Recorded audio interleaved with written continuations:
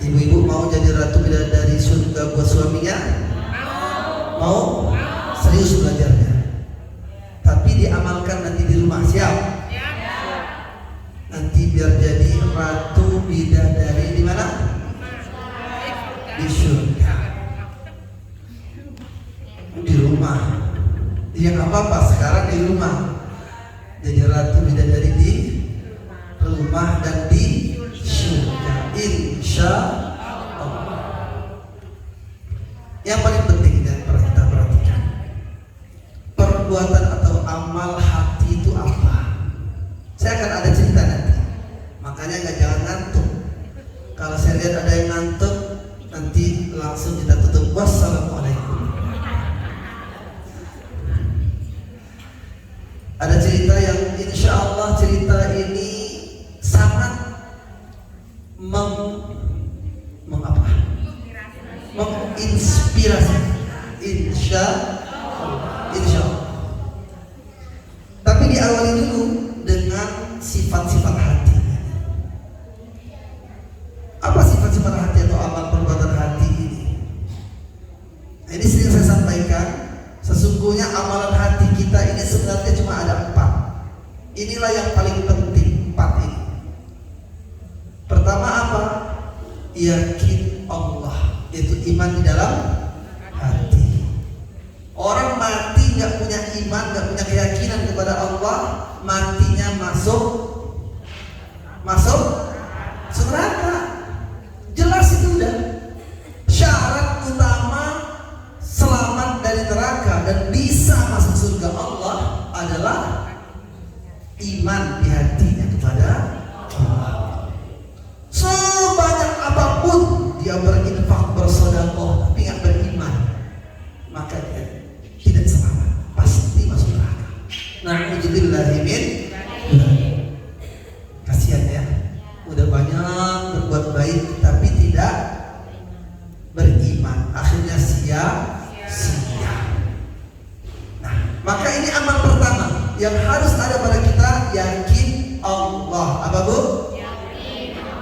Yakin Allah. Siapa yang baru pertama kali SLC? SLC baru pertama kali, angkat tangan. Yang baru pertama kali SLC. Oh banyak juga ya. Alhamdulillah. Ini SLC ke-12, betul? Di Malang. Siapa yang SLC-nya 12 kali? Banyak, Masya Allah. Berarti nggak ada bolong? SLC malamnya?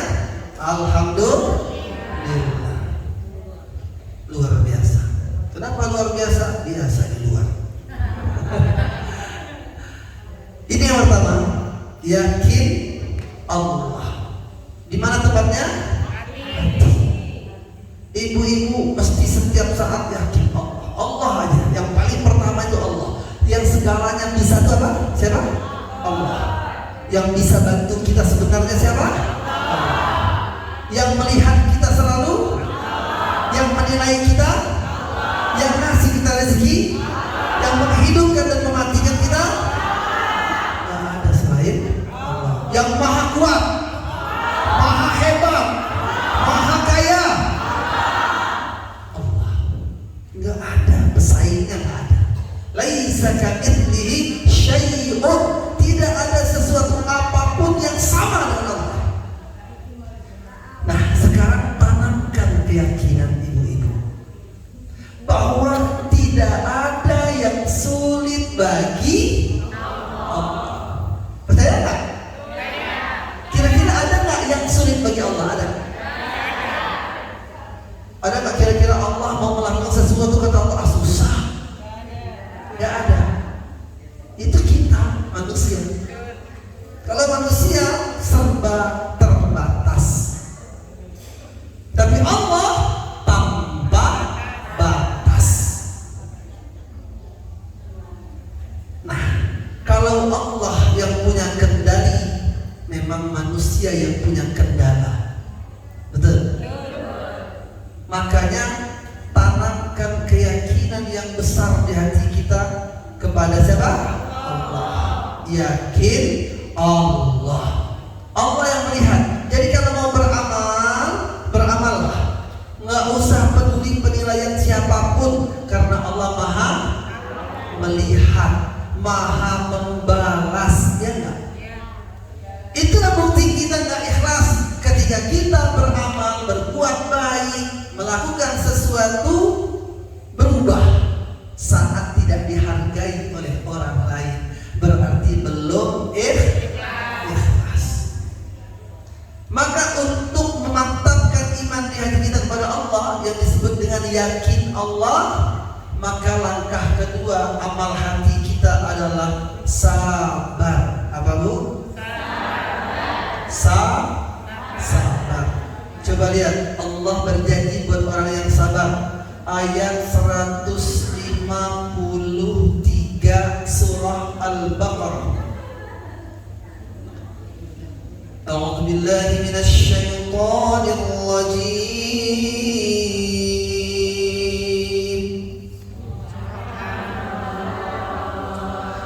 Ya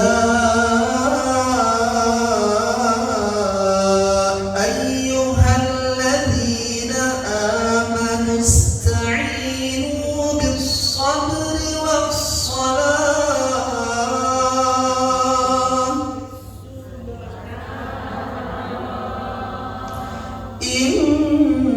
Innallaha ma'as-sabirin.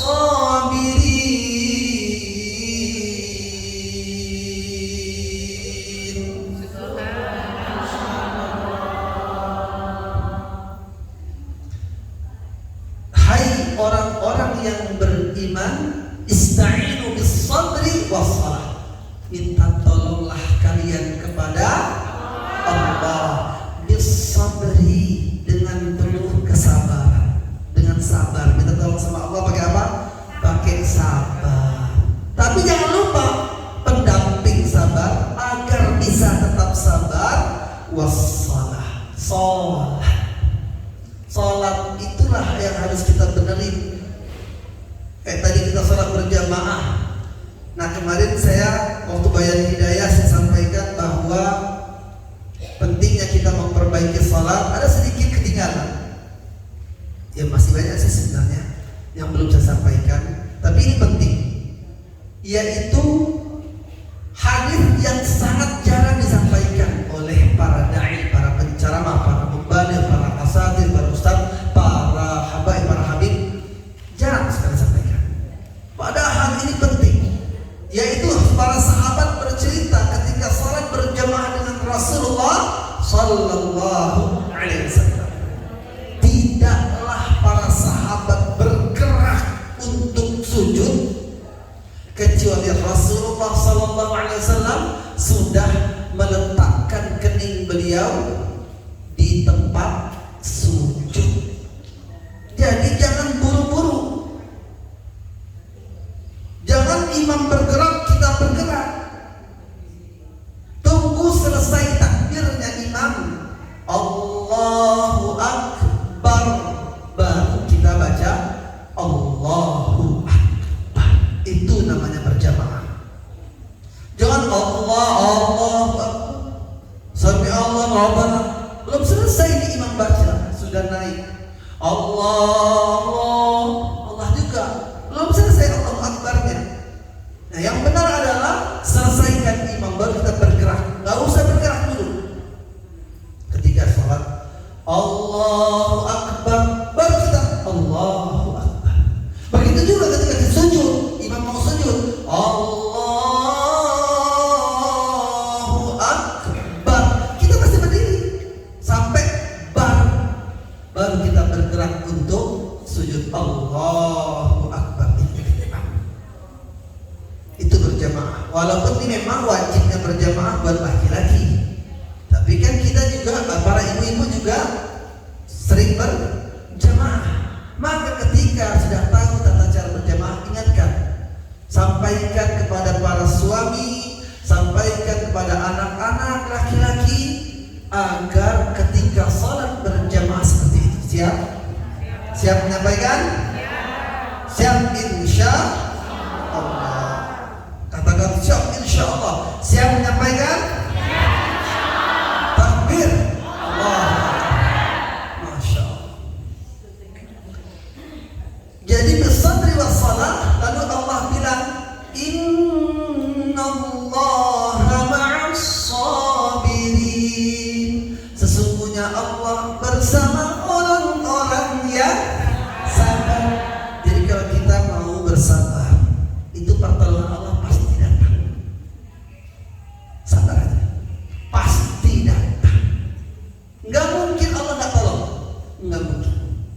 Itu udah janji Allah itu. Buat yang sabar pasti ditolong.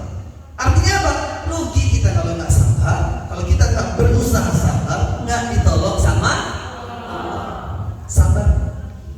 Inilah amalan kedua setelah yakin Allah. Sabar dalam segala hal. Berusaha sabar. Saya menyampaikan ini sesungguhnya nasihat buat diri saya sendiri. Tapi alhamdulillah yang saya rasakan banyak saya ambil ibrah dari menyampaikan hal ini untuk saya amalkan pribadi saya. Saya berusaha. Dan saya merasakan sekali jauh bedanya dulu. Ya Allah, sabar saya itu dikit sekali, kecil sekali, dan ada tempat-tempatnya. Saya berusaha sabar, tapi sabarnya ada tempatnya. Ada tempat tertentu nggak bisa sabar. Wah, inilah ruginya. Ternyata sabar itu nggak begitu. Sabar itu di setiap tempat, setiap kondisi. Justru yang mana yang paling sulit kita sabar, disitulah ujian sabar kita sebenarnya. Di mana posisi ibu-ibu paling sulit bersabar? Menghadapi suami dan anak, betul? Menghadapi anak orang, yakin saya ibu-ibu super sabar. Anak orang, ya nggak? Sabar aja. Dijewer anak orang, emaknya marah, bapaknya marah. Namanya juga anak orang. Mendidik anak orang sabar, ngajarin anak orang sabar. Kenapa? Coba aja pukul kalau berani, iya kan? Jadi sabarnya karena ada aturan. Karena memang bukan anak sendiri. Merasa anak sendiri, kayak milik sendiri, kayak nyetak buat sendiri. Padahal ciptaan Allah, titipan dari siapa? Seenaknya marah-marahin anak, ngebentak anak, nyupit anak, mukul anak. Ya Allah, la haula wala quwwata illa billah. Nah begitu, itu titipan Allah. Anak titipan Allah. Ketika ibu-ibu mau marahin anak, mau mukul anak, mau ngebentak anak, mau marah, ibu bayangin ketika seandainya anak tersebut terbujur kaku di hadapan ibu-ibu, udah gak gerak lagi, sudah tidak bisa berbuat apa-apa lagi, dia menghadap Allah lebih duluan dari ibu-ibu. Ibu sedih, sedih sekali. Sanggup gak ibu masih mau marah? Hah? Anak sudah menghadap Allah masih mau dimarahin? Enggak. Nah, mumpung belum menghadap Allah, saat itulah anak tersebut butuh kasih sayang orang tuanya. Disayang. Dengan apa? Sabar. Maka sabar menghadapi anak sendiri lebih berat dibanding sabar menghadapi anak orang lain. Sabar menghadapi suami orang lebih mudah. Betul? Iyalah suami orang. Dibanding menghadapi suami sendiri. Beneran? Ya enggak? Enggak ada pun di dunia ini suami yang enggak punya kekurangan. Ada enggak? Cuma punya kelebihan aja. Ada suami yang enggak punya kekurangan? Enggak ada. Semua suami, semua laki-laki pasti punya kekurangan. Kekurangan itulah menjadi ujian buat ibu-ibu sebagai seorang istri. Sama, suami juga diuji sama Allah dengan kekurangan istrinya. Berarti suami juga wajib sabar. Sama-sama harus sabar. Kalau nggak sama-sama sabar, coba main tabok-tabokan apa? Astagfirullah. Ya namanya nggak sama-sama sabar. Suami nonjok, istri nonjok juga. Astagfirullah. Tapi di sini nggak ada yang terjadi seperti itu ya. Alhamdulillah. Alhamdulillah. Insya Allah. Nah, ini langkah kedua. Sabar. Berdoa juga minta sama Allah, ya Allah, minta apa aja boleh, tapi sabar. Semua ada prosesnya dan ada ujiannya. Minta yang yang besar, ujiannya juga besar, Bu. Jadi harus disadari, ibu pengen jadi orang besar enggak? Pengen jadi orang yang benar-benar tinggi nggak derajatnya sama Allah? Mau diangkat nggak derajat sama Allah? Mau?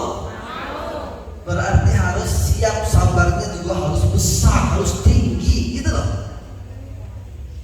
Nanti diangkat lagi derajat ibu-ibu, berarti ujiannya juga meningkat, betul nggak? Nah itu harus siap-siap, harus siap. Nggak bisa bilang nggak siap, nggak bisa. Harus siap-siap. Makin meningkat iman, makin tinggi pula ujian. Jadi mau nggak mau harus siap-siap. Gimana menghadapinya? Sabar aja. Ibu-ibu punya Allah, betul? Kita punya Allah. Lah serahin segalanya kepada Allah, selesai. Ibu masalahnya punya masalah sama suami. Ibu punya masalah sama suami, Allah bisa nggak menyelesaikan? Bisa. Mudah apa enggak? Mudah sekali. Tapi nggak begitu juga, nggak langsung minta langsung. Emang kita siapa? Langsung dikabulkan sama Allah permintaan kita? Nggak bisa begitu. Sama para suami menghadapi istri-istri mereka itu nggak mungkin nggak pakai sabar. Kenapa? Kalau nggak pakai sabar, ya udah selesai, berantakan semua. Laki-laki kalau udah nggak sabar, ini ya nauzubillah, mudah-mudahan ibu-ibu tidak mendapat suami yang mudah mengucapkan talak. Na'udzubillah min. Beruntunglah ibu-ibu kalau punya suami yang tidak mudah mengucapkan kalimat talak. Talak milik suami, bukan milik istri. Ibu-ibu mengucapkan talak, minta ditalak 1000 kali sehari, maka tidak jatuh talak. Ibu-ibu mengajukan talak kepada pengadilan agama, diketok palu, suami nggak mengucapkan talak, secara syariat tidak jatuh talak. Hati-hati. Dan ibu-ibu mau talak ngapain? Mau ganti suami. Terus kalau ganti suami yakin lebih baik? Dapat yang lebih baik, yakin nggak? Na'udzubillah kalau dapatnya lebih buruk. Na'udzubillah ini. Begitu. Ya sudahlah, makanya harus sabar. Langkah ketiga, kita percepat, waktunya mau habis.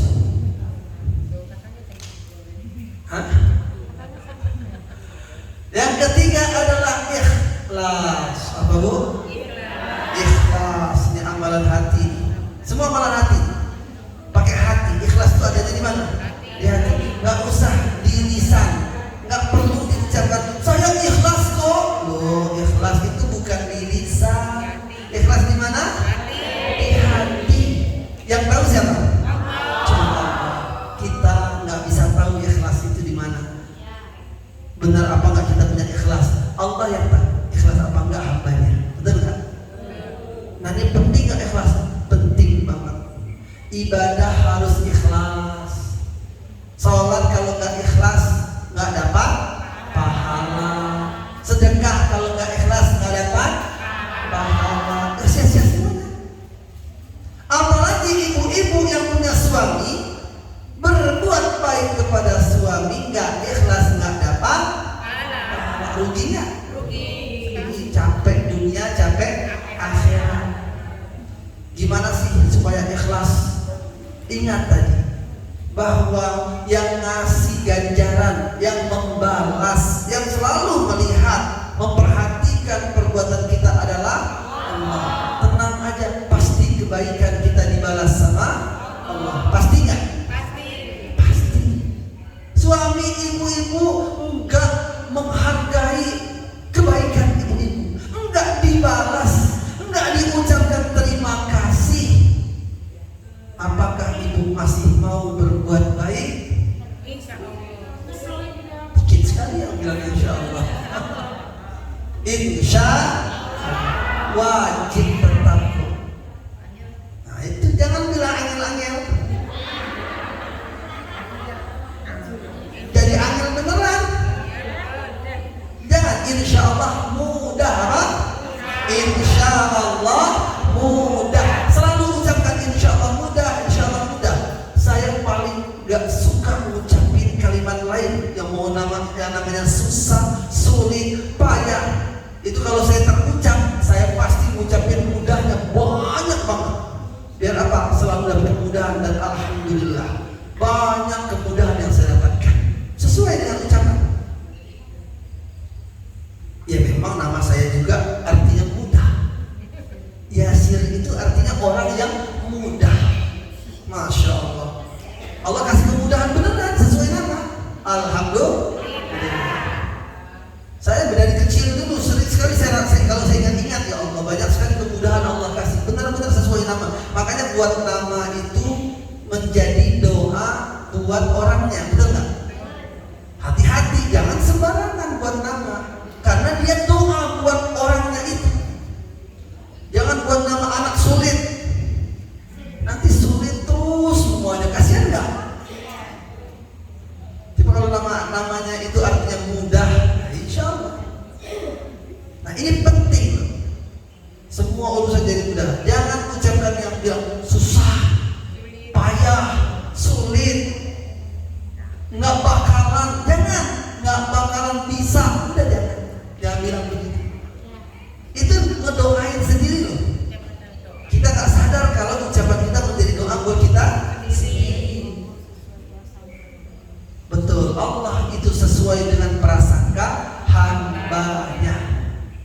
Nah, ucapkan ibu-ibu maunya apa? Minta sama Allah dimulai dengan ucapan. Apa yang diucapkan akan menjadi kenyataan, insya Allah. Itu pasti, karena Allah nggak pernah bohong. Oke, saya lanjut. Ikhlas. Oke, siap ikhlas? Orang kalau ikhlas nggak ngarep pujian, nggak dipuji, lanjut, jalan terus. Itu orang ikhlas. Semangatnya nggak turun-turun. Ya turun kadang-kadang aja, itu kan masalah iman ya. Hanya iman dia kalau turun, dia semangatnya turun. Tapi ikhlas, orang ikhlas itu tetap mau berbuat baik tanpa batasan. Nggak melihat siapa yang ditolong, dia berbuat baik kepada siapa, nggak dilihat itu. Apalagi kepada suami. Ibu-ibu berbuat baik pada suami, balasannya surga Allah Subhanahu wa ta'ala. Ibu-ibu berbuat baik, ikhlas aja. Mau dibalas, nggak dibalas, dipuji, nggak dipuji, dihargai, nggak dihargai, ibu-ibu rugi nggak? Enggak, Bu. Ya enggak? Nggak bakal rugi. Yakin deh. Justru untung. Ujian keikhlasannya di situ. Berarti ibu memang ikhlas. Ketika berbuat baik kepada suami nggak dipuji, tapi ibu terus berbuat baik, berarti memang ikhlas. Itu bukti ikhlas. Berarti terbukti ikhlasnya ibu-ibu. Ibu berbuat baik lagi pada suami, nggak sama sekali dihargai. Bukan hanya nggak dihargai kadang-kadang, nggak sama sekali. Tapi ibu terus berbuat baik, berarti memang itu ikhlas banget. Luar biasa. Kalau ibu memang ikhlas sampai seperti itu, lihat nanti.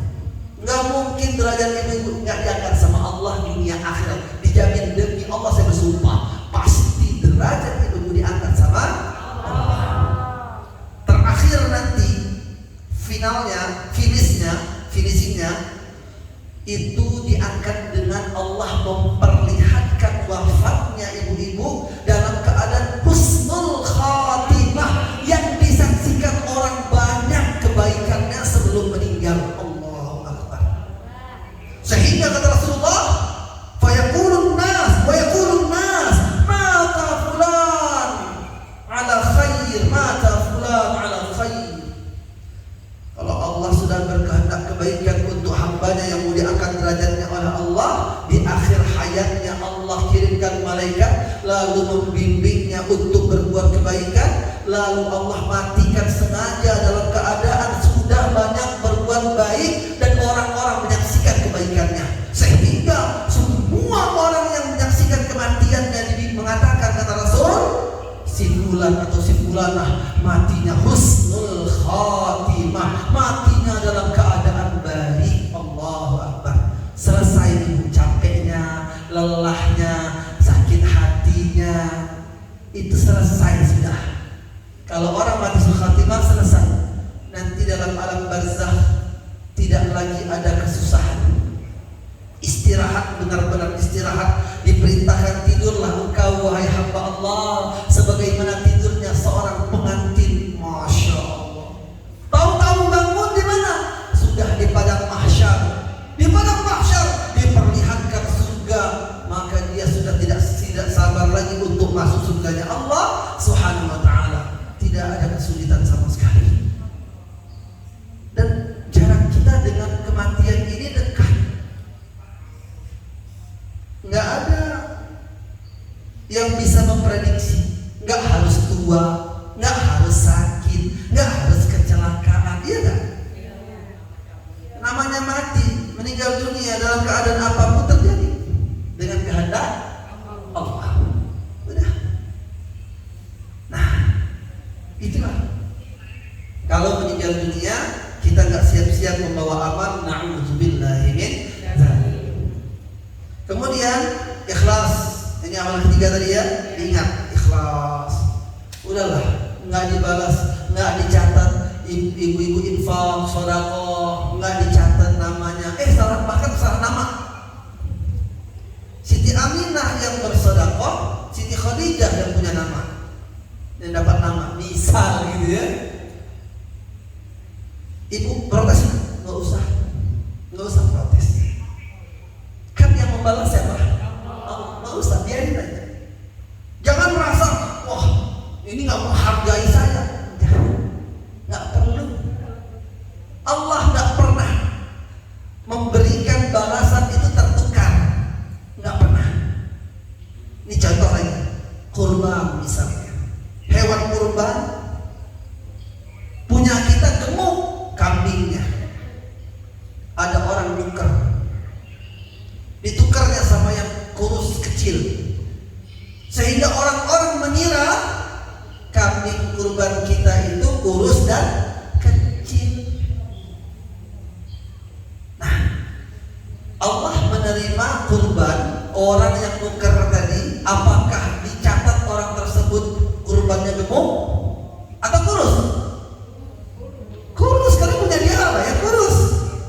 Punya kita kambingnya gemuk, tetap Allah catat kambing yang gemuk, nggak tertukar, enggak. Sekalipun namanya ditukar orang, nggak ada rugi buat kita yang berbuat baik ikhlas mencari ridha Allah, nggak ada rugi. Kalau mau nolong aja. Kalau udah, bagaimana caranya biar makin ikhlas? Anggaplah amalan ini ya Allah, jangan-jangan amalan terakhir malam ini. Ketika ini malam hari, ibu mau berbuat baik pada suami, ibu anggaplah jangan-jangan aku malam ini terakhir melayani suamiku. Atau sebaliknya, jangan-jangan hari ini aku terakhir malam ini melihat wajah suamiku. Coba bayangin begitu, ibu-ibu ikhlas gak? Kalau mau beramal ketika merasa seperti itu, jadi ikhlas gak? Jadi ikhlas insya Allah. Begitu coba, beneran. Sama, sholat begitu juga. Kenapa ada orang bisa sholat tapi nggak khusyuk, tapi ada orang sholat kok bisa khusyuk? Memulainya diawali dengan niat. Ketika sholat menghadap Allah, ini benar-benar menghadap Allah. Ini jangan-jangan kita lagi sholat mati nih, anggapnya sholat terakhir. Ya Allah, seandainya ini sholat terakhir, tolong diterima ya Allah. Itu yang bikin kita ikhlas, itu yang bikin kita khusyuk. Kita nggak tahu loh, ucapan kita, amalan kita, perbuatan kita ini jangan-jangan yang terakhir. Tahu nggak kita? Nggak tahu. Nah, makanya selalu ikhlas. Udahlah, penilaian orang abaikan. Terserah orang mau menilai seperti apa. Jangan sibuk dengan penilaian orang lalu tidak peduli dengan penilaian Allah. Na'udzubillahi min dzalik. Ikhlas, ngebantu. Apalagi ngebantu saudara sendiri. Ibu-ibu punya adik, punya kakak, saudara sendiri loh. Harusnya ngebantu orang aja kita royal, masa sama saudara kita nggak royal? Na'udzubillahi min dzalik. Itu darah daging dari orang tua kita. Bantu orang luar, orang lain, royal kita. Masa bantu bapak ibu sendiri nggak ikhlas? Na'udzubillahi min dzalik.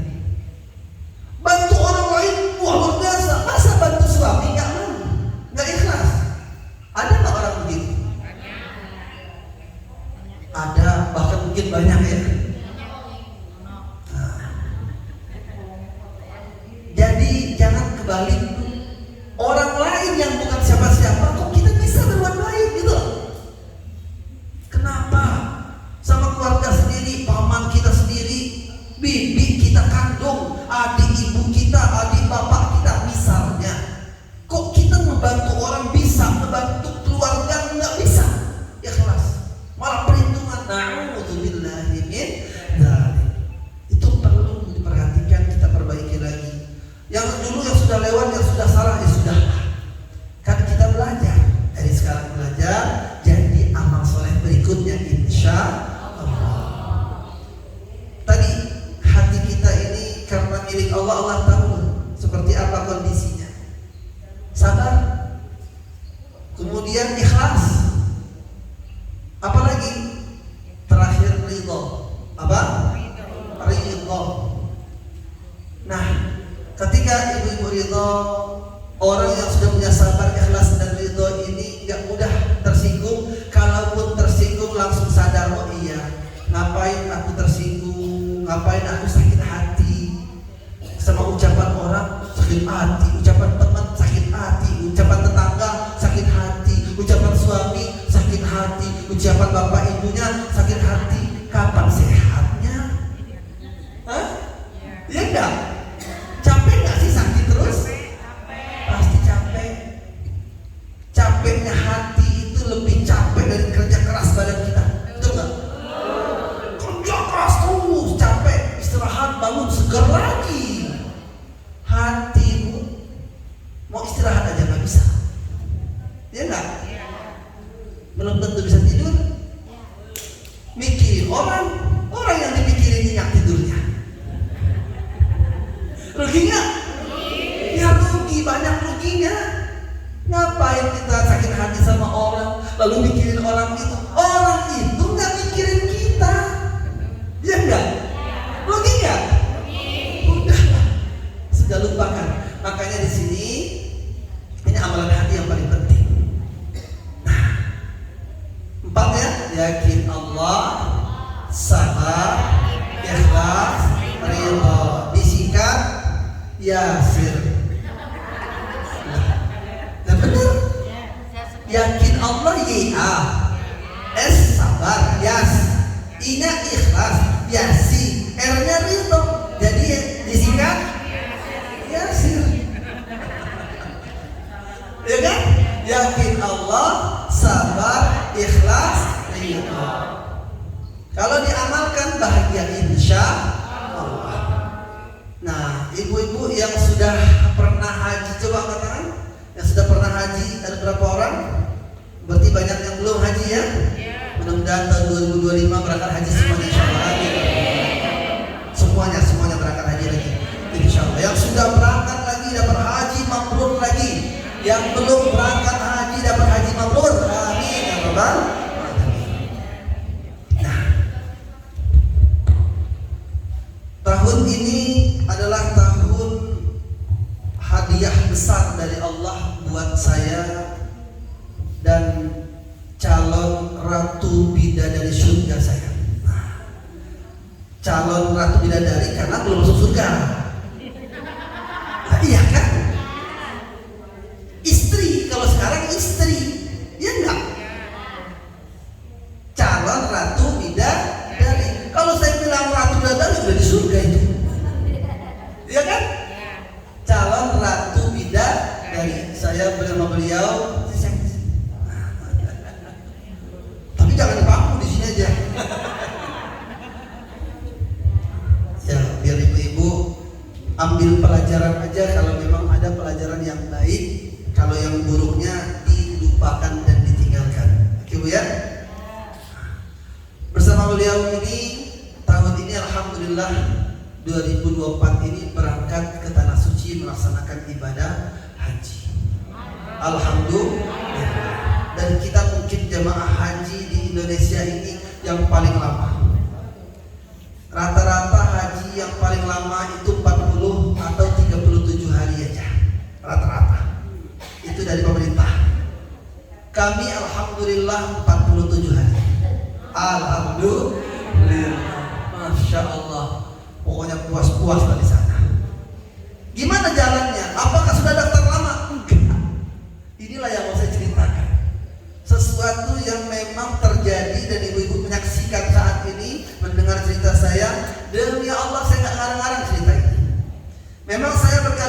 bolak-balik ke tanah suci untuk umroh, bimbing jamaah, tapi nggak pernah ngajak beliau. Kan saya yang diminta untuk membimbing. Setiap pulang umroh nggak diajak. Nanti pulang umroh lagi nggak diajak. Saya bilang, sayang, sabar. Insya Allah, yakin deh 2024 ini langsung haji, nggak usah umroh dulu, langsung haji. Saya bilang begitu. Tanya sendiri kalau nggak percaya, nanti cerita. Tanya gimana ceritanya. Saya selalu bilang begitu. Insya Allah 2024 ini kita berangkat haji bareng-bareng. Amin, udah lewat. Alhamdulillah. Ibu-ibu nanti 2025 insya Allah. Amin ya Rabbal alamin. Amin. Kalau 2025 amin kan belum? Ya kan? Amin. Nah, jadi saya selalu bilang begini, tenang aja. Insya Allah langsung haji. Nggak harus umroh dulu. Umroh kan sunnah. Haji hukumnya wajib. Rukun yang harus disempurnakan adalah haji, bukan umroh aja. Umroh aja belum, tetap saja ibu-ibu 100 kali umroh, tetap rukun Islamnya belum sempurna kalau belum haji, iya kan? Maka saya bilang kepada beliau, insya Allah sayang, tahun ini kita berangkat haji bareng-bareng. Saya bilang begitu. Selalu diaminkan, amin ya Allah, insya Allah, amin, amin, amin. Dan saya ucapkan itu kemana-mana. Insya Allah tahun ini berangkat haji sama istri. Ibu-ibu tahu nggak? Waktu saya ucapin begitu, demi Allah belum ada daftar haji. Istri belum punya paspor, belum tahu lewat travel mana, nggak punya uang untuk berangkat ke tanah suci. Nggak, cuma lisan pakai hati aja udah. Cuma yakinnya di hati, ucapannya di lisan. Yakin, nah, haji insya Allah, haji insya Allah. Nggak tahu lewat mana, belum tahu. Nah, terus saya ucapkan, terus saya minta sama Allah. Inna aqraba ma yakunu al-'abdu min rabbih wa huwa sajir fa'aktiru fihi du'a. Hadis ini saya dapatkan langsung dari bapa saya. Saya manggil bapak saya itu Baba. Rahimahullah ta'ala, semoga Allah mengampuni dan merahmati beliau. Amin ya rabbal alamin. Bapak saya sudah meninggal, sudah tak ada. Nah, beliau waktu masih ada dulu mengajarkan hadis ini, dan saya nggak boleh mencatat. Kalau beliau ngajarin itu saya harus dengerin aja sampai saya hafal. Nanti saya ulang, tapi tanya lagi. Alhamdulillah sampai saat ini nggak lupa. Itulah apa yang diajarkan beliau, semua saya amalkan itu tanpa catatan. Dan itu saya praktek untuk keluarga saya. Ya, dan saksinya istri saya ini, beliau saya ajarkan contoh doa masuk rumah, doa naik kendaraan, doa habis makan atau setelah makan, yang lebih komplit daripada biasanya banyak orang baca. Orang baca biasa aja dikit-dikit dan pendek-pendek.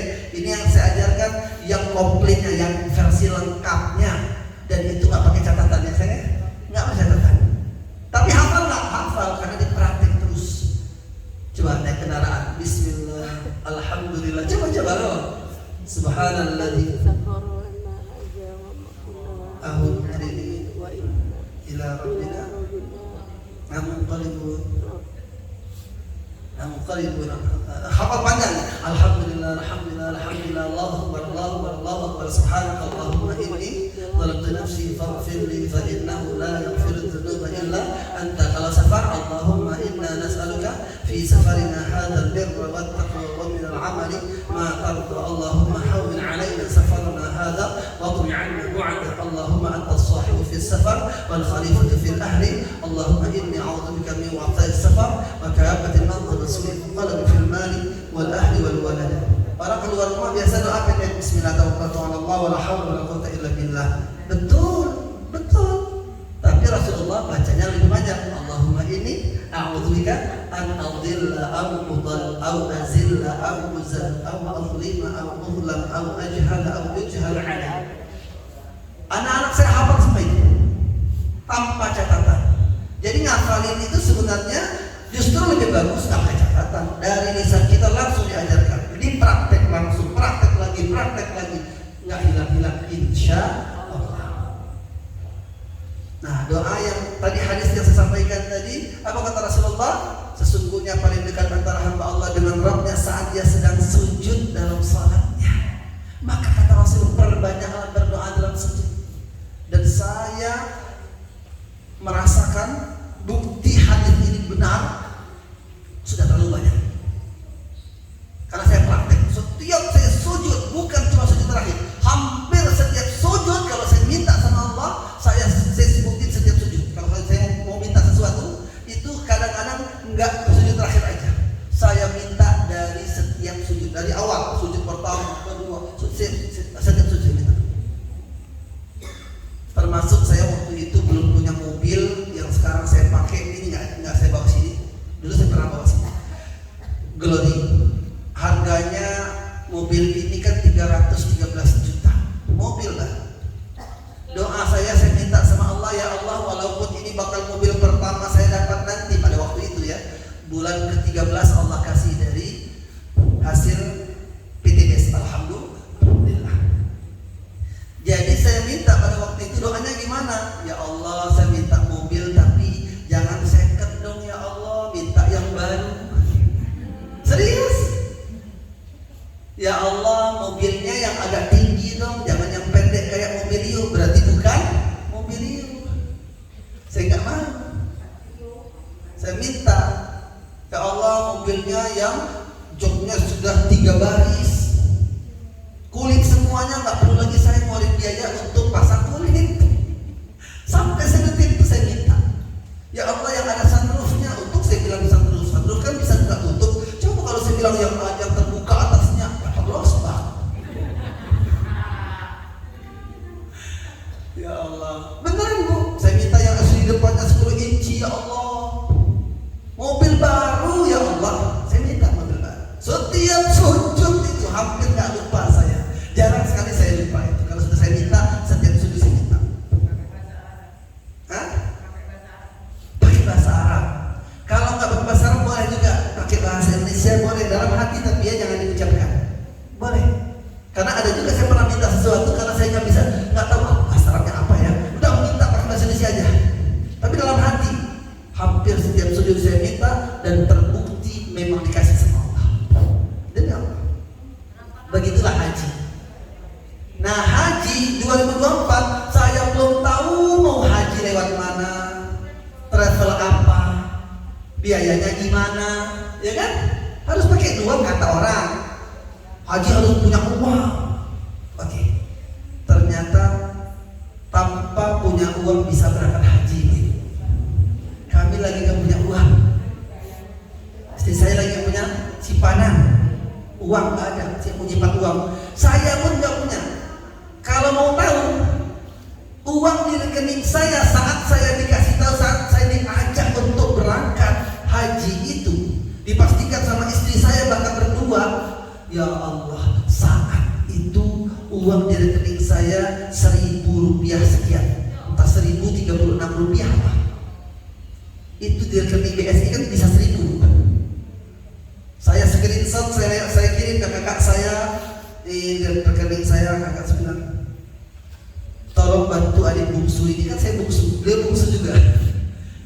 Saya bilang, buat ke bandara aja kami nggak punya uang. Buat ngurusin paspor kami nggak punya uang, buat ngurusin visa kami nggak punya uang, tapi disuruh berangkat haji 2 pekan sebelum Arafah. Allahu Akbar. Dan yang memberangkatkan kami, yang berangkat saya dan sama istri, itu orang yang baru pertama kali saya ketemu, baru sekali ketemu. Demi Allah, baru sekali saya ketemu beliau. Demi Allah, bukan orang kenal lama, bukan. Baru sekali ketemu. Allahu Akbar. Kata beliau, insya Allah saya berangkat haji tahun ini. Kaget saya. Tapi saya diam aja dulu. Ya Allah, mau kasih tahu istri saya apa enggak? Nanti nangis lagi bilangnya nggak diajak. Iya kan? Sampai konfirmasi saya. Saya pengen tahu nanti berangkatnya sama siapa, sama istri apa enggak gitu. Saya diam dulu. Sampai ada kabar lagi, saya tanya lagi, insya Allah tuh berangkat. Nah, saya tanya lah, Ustaz, saya berangkatnya sendirian atau gimana? Oh enggak, antum berangkat insya Allah sama istri. Allah baru saya kasih tahu beliau. Ya Allah. Tapi tanya lah beliau. Walaupun belum pasti berangkat, saya suruh beliau siap-siap. Siapkan pakaian untuk haji tahun ini. Siapkan segala sesuatu untuk haji tahun ini. Biar Allah lihat kita pengen haji, kita mau berangkat haji beneran. Biar Allah tahu kami pengen haji ya Allah, kami mau berangkat haji tahun ini. Jadi udah siap duluan, disiap-siapin barang-barang apa, perlengkapan, kebutuhan apa aja, disiapin semua. Alhamdulillah. Ternyata apa?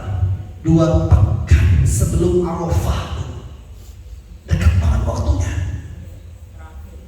Udah akhir tuh, paling terakhir enggak. Dan berangkatnya paling akhir banget. Kami 3 hari sebelum Arafah baru berangkat. Allah. Sampai di Mekah hari itu siangnya Arafah. Ya Allah ya Rabb, kalau Allah mau berangkatkan haji, begitu cara Allah. Di rekening saya nggak ada uang, ya masih nggak punya uang, masih belum ada uang itu. Nyantai aja saya, emang mau jajan mau belanja enggak? Saya diminta bantu bimbing jamaah, cuma begitu. Dan di antara jamaah termasuk jamaahnya adalah istri saya.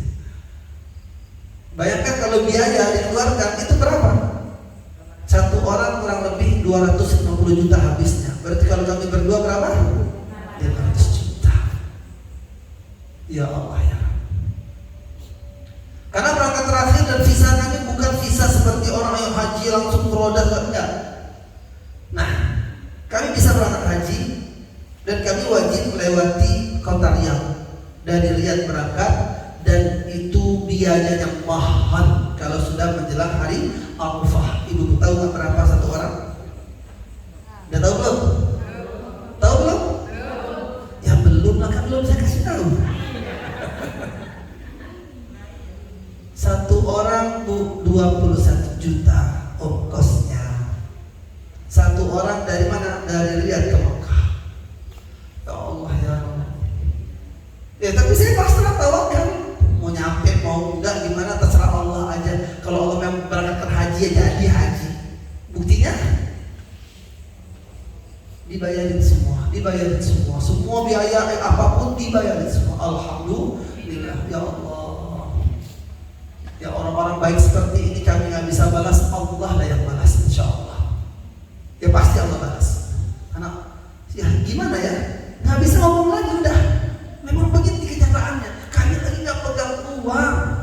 Yang bantu kami itu jamaah. Bahkan buat paspor beliau ini itu karena alhamdulillah malamnya saya ngisi Jakarta. Hah? Tangsel ya? Di Tangsel Selatan saya diminta isi acara. Kemudian alhamdulillah uang transport untuk ganti ongkos kami cukup buat biaya paspor beliau. Alhamdulillah. Bayangin Bu, sudah siap-siap paspor belum punya, mau haji. Jaraknya berapa? 2 pekan sebelum Arafah. Ini kalau pakai logika mustahil. Mustahil, nggak mungkin rasanya. Itu kalau logika manusia. Tapi ini nyata, real. Makanya saya nekat, walaupun saya nggak suka nulis-nulis sama kakak-kakak saya. Kalau bisa kakak saya minta sama saya kasih. Cuma kondisi memaksa. Ya udah WA kakak saya, ya Allah kak, saya bilang abang saya ini lihat rekening saya 1000 mau berangkat haji, tolonglah adik bungsu ini. Alhamdulillah Bu, ada yang ngasih 300, 500, alhamdulillah. Alhamdulillah terkumpullah sedikit uang buat bekal-bekal tambahan persiapan berangkat haji. Alhamdulillah ya Allah. Iya, cuma kayak airport cukup ya. Alhamdulillah cukup sampai ke airport. Alhamdulillah, itulah intinya. Karena uang itu habis sampai airport, udah nggak punya uang lagi. Yang penting berangkat. Nggak punya uang. Orang mungkin mikirnya kalau perjalanan jauh tuh mesti pegang uang sekian-sekian, ya enggak? Enggak, kami memang nggak terbiasa seperti itu. Saya perjalanan kemana-mana sering banget. Saya dakwah kemana-mana sering banget. Dan ya Allah kadang-kadang nggak ada uang kecuali bensin sudah ada sama itol selesai, di rekening nggak ada. Seandainya itol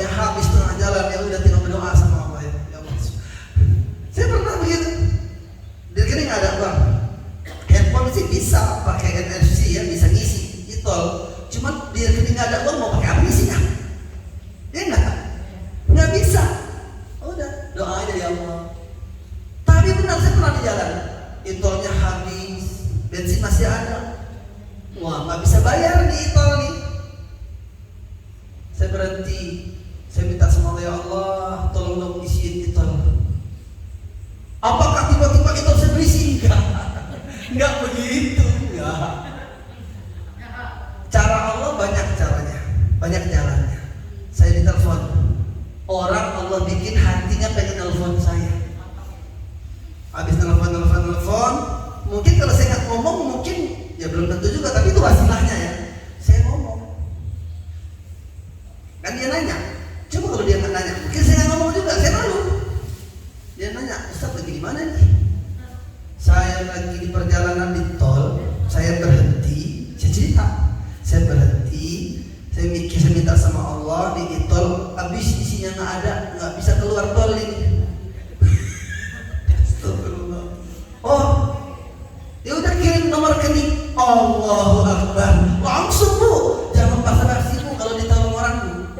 Beneran di darurat soalnya, jangan basa-basi kalau di darurat ya. Beneran, coba saya basa-basi. Oh mau usah. Ah ya udahlah nggak apa-apa. Loh nggak jadi nolong, ya kan? Saya kalau darurat orang mau nolong nggak pakai basa-basi, saya langsung alhamdulillah gitu aja. Allah balas antum, Allah ganti rezeki antum, gitu aja. Anda darurat. Coba kalau misalnya saya nggak usah repot. Ya udahlah Ustaz, saya doain aja lah. Akhirnya kan nggak keluar tol tuh. Itu pengalaman saya. Nah ini pengalaman haji Bu. Berangkat ke tanah suci tanpa membawa uang untuk jajan dan sebagainya nggak ada.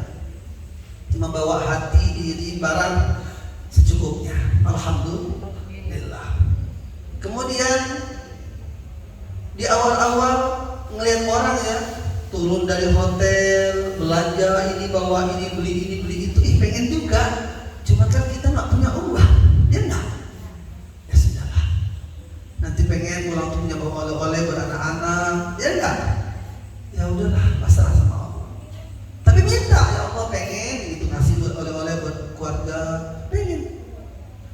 Biarlah Allah yang membuat jalannya. Ibu doa aja dan tambahkan keyakinan, karena dalam hadis kursi yang tadi ibu bilang tadi, ana 'inda dhanni 'abdi bi falyadhunna bima syaa. Janji Allah, kata Allah apa? Aku berada pada prasangka hambaku, hendaklah hambaku berprasangka apa yang diinginkannya. Saya berprasangka, yakin insyaallah nanti saya bilang ke beliau, insyaallah nanti kita bisa oleh-oleh, ada rezeki insyaallah, ada jalannya. Apa yang terjadi? Allahu Akbar. Pindah hotel lebih dekat dengan Masjidil Haram, tinggal jalan kaki aja, tadinya naik mobil. Nah, jalan kaki aja dekat dengan Masjidil Haram, di belakang Zat Tower ya. Alhamdulillah di situ ada rezeki kami. Alhamdulillah. Ya Allah ya Rabb. Dari mana rezeki tersebut datangnya? Ada deh. Ya, kami dikasih amanah untuk ngurusin makanan jamaah yang tadi kan sudah ada ngurusin di hotel sebelumnya. Dengan izin Allah, Allah nggak bikin orang yang ngurusin makanan untuk ngurusin makanan lagi di hotel yang berikutnya yang dekat Masjidil Haram. Sehingga yang punya travel bilang, antum ajalah yang ngurus makanan, ini uangnya atur aja. Nah dari situ Allahu Akbar, kami dapat rezeki di balik makanan-makanan tersebut yang kami berusaha mencarinya. Ada rezeki, ya kenapa? Karena jamaah minta makanan Indonesia. Kami keliling nyari gimana caranya. Kami buat laporan nih, makanan hari ini sekian. Bahkan alhamdulillah waktu bayar dam ya, jamaah bayar dam, dan itu kami bisa beli oleh-oleh, alhamdulillah. Kenapa? Karena yang punya travel bilang, saya punya kambingnya, uangnya ambil aja. Allahu Akbar. Coba, nggak nyangka juga, ambil aja, pakai aja uangnya buat keperluan. Allahu Akbar. Nah, di situ ada rezeki kami, alhamdulillah. Ada di jalannya Bu. Kata yang punya travel, saya kambing ada 1.000 kambing punya. Tinggal yang beli aja, berapa orang tuh yang bayar dam? Udah, uangnya buat keperluan. Oh, oleh alhamdulillah. Banyak jalannya, itu cuma contoh aja Bu. Jalan rezeki yang lain masih banyak itu, masih banyak jalan yang lain. Nah intinya pasrah, tawakal sama Allah, yakin apa yang kita inginkan akan Allah berikan. Kalau memang itu baik menurut Allah, Allah ngasih. Ibu-ibu yang yakin tahun 2025 berangkat haji sama suami, mulailah bangun keyakinan itu di hati dari sekarang. Mulailah setiap sujud minta sama Allah. Nggak mungkin tahun 2025 nanti ibu nggak berangkat haji. Saya yakin nggak mungkin itu. 2025 berangkat haji insyaallah. Asalkan nanti ibu-ibu mulai mengamalkan doa dalam setiap sujud penuh keyakinan. Nggak usah mikirin uang dari mana, nggak usah. Gimana caranya, nggak usah. Terserah Allah. Coba kalau nggak percaya. Tadi saya cerita dapat mobil aja itu, ya Allah ya Rabb, sesuai dengan apa yang saya minta sama Allah. Cuma tadi saya bilang hampir setiap sujud saya minta. Saya minta terus, minta. Pokoknya kalau belum dapat, belum berhenti. Kayak anak-anak tuh minta beliin balon, Pak balon. Di rumah banyak balon. Enggak, balon yang itu. Sampai nangis. Makin banyak nangisnya, bapaknya malu, akhirnya dibeliin juga. Iya kan? Nah minta sama Allah merengek, nangis, minta beneran, terus minta, dikabulkan. Ibu juga begitu, kalau ada masalah sama suami, nggak usah banyak ngomong Bu, taat. Ibu taat sama suami itu dapat ridho Allah. Ketika dapat ridho suami, datanglah kebaikan untuk ibu-ibu. Jadi pastikan ibu-ibu dapat ridho Allah dulu. Dari mana? Ridho suami. Ayyuma imra'atin matat wa zawjuha 'anha radin dakhalatil jannah. Wanita manapun kata Rasulullah SAW yang meninggal dunia, saat meninggal dia sudah dapat ridho dari suaminya, pasti kujamin kata Rasulullah masuk surga. Coba ahli surga. Sebab wanita dapat ridho suami, dia dalam ridho Allah. Usahakan Bu, suami gak murka sama ibu. Gimana caranya? Sabar. Jangan terlalu banyak ngomelin suami. Ganti dengan zikir. Oh itu kan fitrah perempuan. Iya. Takutnya lagi ngomel, suami gak ridho, mati. Na'udzubillahi min dzalik. Kan ajal nggak tahu, betul nggak? Matinya pas suami gak ridho. Na'udzubillahi min. Bukan berarti kalau suami gak ridho udah cari suami lagi. Bukan gitu, ganti suami enak aja, emang ganti sendal. Nggak usah mikir ganti suami Bu. Ya, seandainya terbesit sebelumnya pengen ganti suami, ya Allah, nggak usah. Ini ada doa mustajab kata Ustaz Yasir caranya. Nggak usah Bu. Nggak, saya nggak ngajarin untuk doa ganti suami ya. Jangan nanti tiap sujud ganti suami, Allah ganti suami.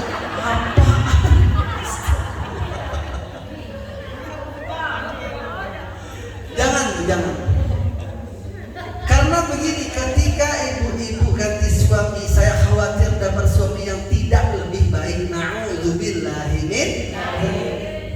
Udahlah Bu, laki-laki terbaik buat ibu-ibu saat ini siapa? Suami. Itulah suami. Oh suami nggak ada. Baru tuh yang nggak ada minta dalam sujud, minta sama Allah, ya Allah, minta suami, ya Allah, datangkan ya Allah, melamar saya ya Allah, gitu, nikahin saya secepatnya ya Allah. Boleh nggak? Boleh Bu, minta sama Allah. Allah Maha tahu. Minta yang mana? Jangan banyak macam-macamnya. Soleh dulu dah. Minta yang soleh yang bakal membawa kebahagiaan dunia dan akhirat. Nggak usah, Allah suami soleh, hidungnya mancung, putih, besar tinggi, kaya raya, bawa pajero. La ilaha illallah. Kapan dapatnya? Masalahnya ada yang besar tinggi, hidung mancung, kulitnya putih, mobil pajero, ada. Mau nggak dia? Masalahnya dia nggak mau. Kan gitu. Ya udahlah, minta sama Allah yang soleh, yang baik hati, yang kau ridhoi dan nanti membawa ridhomu untukku ya Allah. Gitu.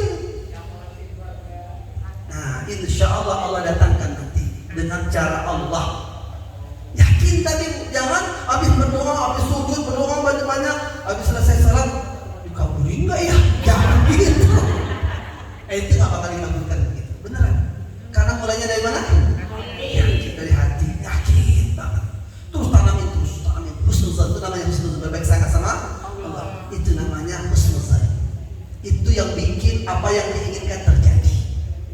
Beneran. Buktikan kalau nggak percaya. Nah, nanti kita buktikan ya.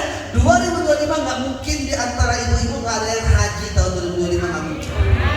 Amin ya rabbal alamin. Kalau saya bilang semuanya berangkat haji nggak mungkin, nggak bisa. Kata nggak mungkin itu nggak mungkin hanya milik Allah. Semua ada kemungkinan, betul nggak? Iya nggak? Cuma orang aja heran dengan kita. Wah, ramai sekali kita berangkat haji gitu ya. Insya Allah. Nggak ada yang mustahil. Benar. Makanya tadi saya ulangi lagi sedikit. Caranya mulai dari keyakinan di hati. Nggak usah ada ragu. Oke? Nggak usah ada ragu. Minta sama Allah. Penuh yakin. Yakin banget. Nggak usah mikir. Oh, masa sih? Iya ya. Kalau gini. Nggak usah. Nggak usah pernah mikir begitu.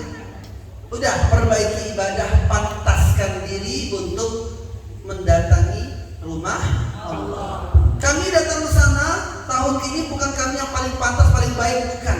Semua karena undangan dari siapa? Allah. Ibu-ibu juga begitu. Jangan minder. Oh, nggak mungkin aku yang begini, yang banyak dosa. Ya, kita semua banyak dosa. Nggak ada kita tanpa dosa di sini, kecuali anak kecil, ya kan? Nggak ada dosa semua. Justru Allah senang itu siapa? Allah mau mengundang hambanya yang sadar dirinya bahwa dia banyak dosa, dia butuh ampunan Allah, maka Allah undang ke tanah suci agar Allah berikan ampunan tersebut, insya Allah. Itu cara Allah. Maka sekarang bikin hati kita ini sadar terus, ya Allah, dosa banyak banget ya Allah. Ajal makin hari makin dekat. Nggak tahu kita. Nah, mulailah perbaiki salat kita. Yang tadi kurang khusyuk dikhusyukkan, yang tadi kurang tumakna ditumakninahkan. Jangan buru-buru salat. Allahu Akbar. Anggap ada mau mati, udah bentar lagi mati nih, Allah. Salat. Seakan-akan mau mati, ini salat terakhir gitu. Dibaca bismillah. Baca yang jelas. Kadang-kadang saya Al-Fatihah saya bilang, kenapa? Tadi kayaknya enggak pas. Terlalu cepat ah. Saya ulangi bismillahirrahmanirrahim. Alhamdulillahirabbil alamin. Khawatir sholat itu nggak diterima gara-gara tidak sempurna membaca Al-Fatihah. Rukunya Allahu Akbar, ruku tarik nafas pelan-pelan, subhana rabbiyal azim, baca. Rukunya agak lama dikit. Allah senang yang rukunya lama, sujudnya lama. Allah senang. Makanya pas sujudnya lama kapan? Nah, ngapain? Doa. Banyakin doa, banyakin zikir. Itu yang membuat doa ibu cepat dikabulkan Allah, insya Allah. Lewat. Nah, jadi waktu sujud ini tidak dibatasi salat fardu atau sunnah. Tapi kalau laki-laki mungkin salat fardu terbatas karena berjamaah. Ibu-ibu juga bebas, nggak terbatas sebenarnya kalau mau salat mau berdoa dalam sujud salat fardu atau salat sunnah, bebas, boleh. Memang boleh dipanjangin di mana? Di sujud terakhir. Karena apa? Karena sujud terakhir ini ya, ini paling terakhir, paling gampang diingat. Karena saya pernah juga, karena saking banyaknya doa yang saya minta sama Allah, dari sujud pertama sudah saya ajukan proposal sama Allah. Saya baca itu proposal. Ya Allah, saya minta ini, minta ini, minta ini, minta ini, minta ini, banyak banget mintanya. Pas saya bangun, Allahu Akbar, rakaat berapa ya? Nah, inilah kenapa banyak orang ngamalinnya di sujud terakhir. Nangis dalam sholat, ada yang bilang nggak boleh, kata siapa? Justru para nabi, para rasul, para sahabat nabi, banyak yang kalau sholat menitiskan air mata, bahkan ada yang sampai keluar suara nangisnya. Saking takutnya kepada Allah, saking merasa dekatnya saat sholat di hadapan Allah. Nah, di sini kita belajar di SLC. Ada nggak yang sebelum SLC di sini, sebelum SLC belum pernah nangis waktu sholat? Ada nggak? Ada ya? Banyak. Nah, ada nggak? Itu di SLC. Yang di SLC nggak pernah nangis? Nggak ada? Nah, kalau ada, keras ya. Nah, itu memang keras. Perlu direndam. Makanya nggak bisa pakai siraman rohani, harus rendaman rohani. Karena disiram nggak bisa lembut dia, harus direndam. Ya Allah ya Allah. Nah Bu, ibu yang dimuliakan Allah Subhanahu Wa Taala. Jadi itu tadi 4 amalan ya. Yakin Allah, sabar, ikhlas, ridha. Nah ibu-ibu pulang nanti dari SLC berubah lebih baik lagi. Insya Allah. Syarat yang paling simpel, nggak usah banyak-banyak. Satu syarat bisa bahagia, satu kata taat. Benar? Dan itu memang kayaknya simpel, taat, gampang, cuman taat. Itu prinsipnya aja yang gampang, ya kan? Coba ngamalinnya, gampang nggak? Nggak gampang, berat. Kenapa berat Bu? Pahalanya, balasannya apa? Surga. Hadiahnya surga. Kalau hadiahnya kipas angin mudah, hadiahnya magicom pasti mudah ngamalinnya. Hadiahnya mangkok, mudah itu ngamalinnya. Karena hadiahnya apa? Surga. Wajar nggak berat? Nanti masuk surga sebentar apa selama-lamanya? Selama-lamanya. Di dunia selama-lamanya apa sebentar? Sebentar. Nah, sebenarnya enak nggak? Bukan, maksudnya dibalas sama Allah enak nggak? Surganya selama-lamanya loh, ya kan? Udah nggak ada capek lagi nanti. Nah, sebelum kita tutup dengan nanti kita baca Al-Surah Al-Muluk ya. Baca Al-Muluk kemudian kita berdoa kepada Allah. Sebelumnya saya sampaikan satu hadis tentang ini yang perlu diingat buat ibu-ibu semuanya, buat kita semuanya, buat saya juga, buat keluarga dan semua orang yang mendengar. Perjalanan hidup kita ini berakhir dengan kematian, dengan ajal, yang mana cuma 2 kondisi pilihan, nggak ada yang lain, husnul khatimah atau su'ul khatimah. Orang yang husnul khatimah dulu, coba seperti apa orang husnul khatimah? Orang yang berbuat baik ikhlas karena Allah. Dia nggak peduli dibalas nggak dibalas, dicatat nggak dicatat, diingat nggak diingat, dihargai nggak dihargai, nggak ada urusan. Itulah orang ikhlas. Jadi hatinya lempeng, biasa aja, tenang jadinya Bu. Coba kalau dikit-dikit kita tersinggung, merasa nggak dihargai, merasa nggak dihormati. Nih, kayak saya misalnya, saya seandainya saya gila hormat, harus selalu dihormati orang, sakit hati terus saya. Iya nggak? Iyalah. Saya mungkin dengan sombongnya, saya ini di mana-mana dipanggil Ustaz, kok di sini enggak? Sakit hati. Bahkan ada yang panggil sir, Yasir aja dia. Sakit hati. Enak aja Yasir, Ustaz. Enggak butuh, enggak penting tuh Ustaz. Nanti malaikat mungkar nakir nanya juga enggak pakai nanya nama Ustaz. Man rabbuka ya Ustaz? Enggak ada itu. Enggak Bu. Gelar Bu, haji.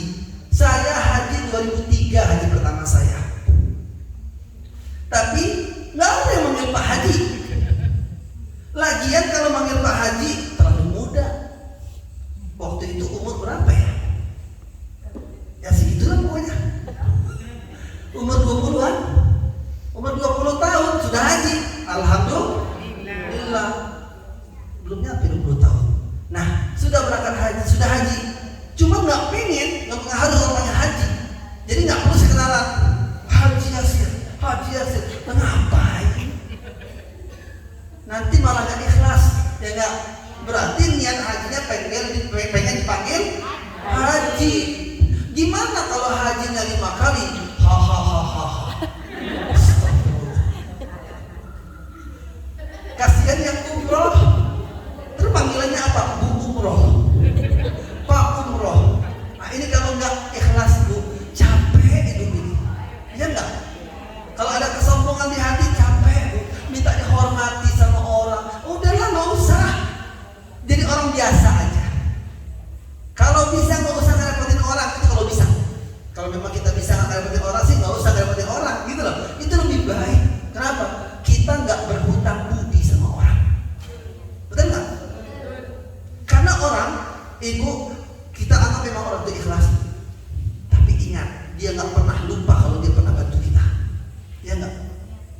Akhirnya apa? Kita jadi peluang ini. Akan dia benci seandainya suatu hari dia minta tolong, nggak kita tolong. Seandainya dia nggak ikhlas membantu kita, ya nggak? Maka saya bilang tadi, nggak ngerepotin orang nggak usah. Kalau memang nggak bisa, nggak ngerepotin, bisa nggak ngerepotin nggak usah. Kenapa? Biar nggak berhutang budi. Biar orang tuh nggak pernah merasa soalnya sering bantu dia, nolongin dia gitu. Kalau bisa kita terus yang bantu, kita lagi yang nolong, kita lagi. Orang yang berhutang sama kita, tapi kita lupakan. Jadi kapan dia minta tolong, minta tolong lagi, gitu loh. Nggak usah. Kayak Rasulullah, itu pasti seperti itu sifatnya Rasulullah. Rasulullah itu sifatnya nggak pakai urusan. Itu salah satu sifatnya Rasulullah. Nolong orang, nggak pernah nanya. Bantu lagi. Ada orang datang, satu orang pengemis, minta terus, datang ke beliau, dan orang ini lagi, beliau nggak pernah berhenti memberi. Allahu Akbar. Hebat Rasulullah. Suatu hari dia ngasih, maka yang minta bingung, kenapa engkau nggak ngasih lagi wahai Rasul? Apa jawaban Rasulullah SAW? Sudah kuberikan semua yang kumiliki kepadamu. Aku mau ngasih apa lagi? Malu sendiri akhirnya beliau. Kenapa? Oh, inilah memang akhlaknya Rasulullah. Baru sadar bahwa betapa mulianya akhlak baginda Rasulullah Sallallahu Alaihi Wasallam. Nah, ini sebelum kita baca al-muluk, ingat mati kita cuma dua hal: husnul khatimah atau su'ul khatimah. Biasakan lisan berucap kata yang baik, komentar yang baik, ngomong yang baik. Hatinya husnul, berbaik sangka lagi. Mungkin sedang begini, yang baik-baik aja. Ibu-ibu nggak dibalas WA-nya tapi dibaca sama suaminya, ya kan? Jangan bilang lagi di mana nih, dibaca doang, nggak dibalas nih. Sama siapa ini? Ngapain di sana? Udahlah Bu, nggak usah begitu. Bikin sakit hati, ya kan? Ibu-ibu tak selesai. Suami minta apa? Laksanakan. Lakukan yang terbaik buat suami sampai suami ridho banget sama ibu-ibu. Nggak usah mikirin tuh suami mau ngapain, karena ibu-ibu nggak bakal ditanya tentang suami. Nggak usah kepo sama HP-nya, nggak usah. Ibu-ibu mau kepo HP suami, sampai ya nggak? Udah kepo, masuk kamar mandi suaminya, wah langsung ambil HP-nya, ya dikunci, nggak tahu passwordnya, coba keblokir, akhirnya marah kan suami, marah. Ketika wajah suami berubah, kata Rasulullah, saat itu Allah murka pada seorang istri. Astagfirullahaladzim. Kalau ibu mau dapat ridha Allah, dapat rahmat Allah, dapat barokah dari Allah, pastikan hidup sepanjang hari dalam ridha suami, karena itu ridhonya Allah. Siap diamalkan? Insyaallah. Nah, yang terakhir sebelum kita baca surat Al-Muluk, terakhir dulu ya.